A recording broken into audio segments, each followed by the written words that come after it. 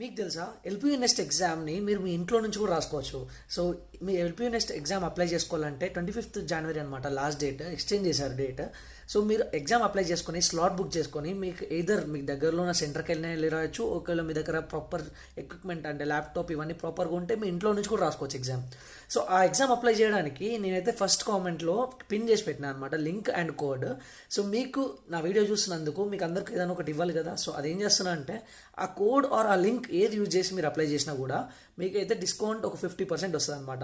So యూజువల్గా boys 1000 rupees కట్టాలి, కానీ బట్ నా కోడ్ ఆర్ లింక్ యూజ్ చేస్తే మీకు జస్ట్ 500 రూపీస్ కడితే అప్లికేషన్ అయిపోతుంది.